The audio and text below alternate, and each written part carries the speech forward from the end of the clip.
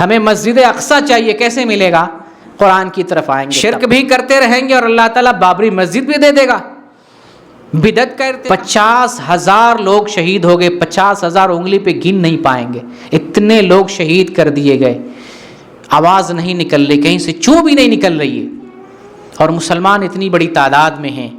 تو آج یہ ہمارے حالات کس وجہ سے؟ کیوں کہ ہمارا ایمان صحیح سالم نہیں ہے۔ کلمہ ہم نے پڑھ لیا ہے لیکن ہمارا ایمان صحیح سالم نہیں ہے۔ ایمان صحیح سالم اس وقت ہوگا جب ہم اپنے ایمان کو مضبوط قرآن پر کریں گے، قرآن ہی کے مطابق اپنا ایمان بنائیں گے۔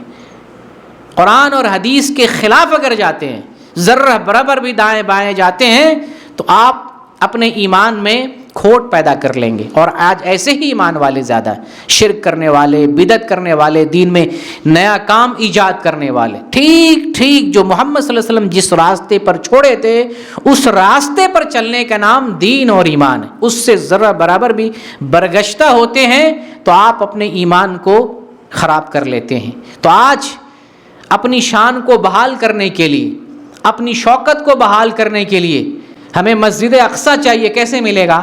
قرآن کی طرف آئیں گے تب، ایمان کی طرف آئیں گے تب، اپنے ایمان کو صقل کریں گے تب۔ کیا ہم بے ایمان بھی رہیں گے اور مسجد اقصیٰ بھی اللہ دے دے گا؟ شرک بھی کرتے رہیں گے اور اللہ تعالیٰ بابری مسجد بھی دے دے گا؟ بدعت کا ارتکاب کرتے رہیں گے اور اللہ رب العالمین ہمیں عظمت دے گا، غلبہ دے گا؟ غیر اللہ کو پکارتے رہیں گے اور اللہ تعالیٰ ہمیں مدد دے گا؟ ایسا کیسے ممکن ہو سکتا ہے؟ اللہ کو پکارنے کی طرف آئیں، اللہ کی کتاب کی طرف آئیں، اپنے ایمان کو ٹھوس اور مضبوط کریں، تبھی جا کر ہمیں اللہ کی مدد مل سکتی ہے۔ اللہ رب العالمین نے قرآن میں ارشاد فرمایا وَلَا تَهِنُوا وَلَا تَحْزَنُوا وَأَنْتُمُ الْأَعْلَوْنَ إِن كُنتُم مُؤْمِنِينَ، تم سستی نہ کرو اور تم غمگین مت ہو جانا۔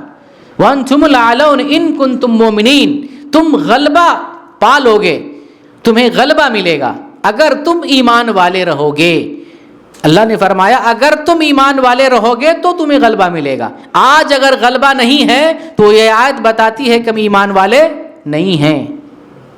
آج اگر ہمیں غلبہ نہیں ہے، اور حقیقت میں کہیں غلبہ نہیں ہے، آج اگر ہمیں غلبہ ملتا یہودیوں کو مسل دیتے چونٹی کی طرح، لیکن آج ہمارے پاس غلبہ نہیں ہے، ہم خود ڈرے ہوئے ہیں، سہمے ہوئے ہیں، کوئی کچھ نہیں بول رہا ہے۔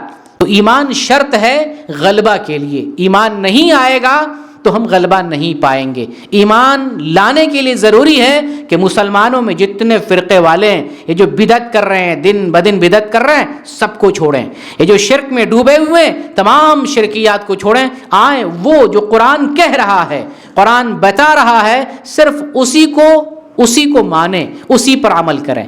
نبی کریم صلی اللہ علیہ وسلم قرآن کی تبلیغ کرتے، نبی کریم صلی اللہ علیہ وسلم قرآن کی دعوت دیتے، نبی کریم صلی اللہ علیہ وسلم قرآن کو ہمارے لیے چھوڑ کے گئے، یہی ہمارے لیے دستور ہے، اور اسی کتاب کی وجہ سے ہمیں کامیابی ملے گی۔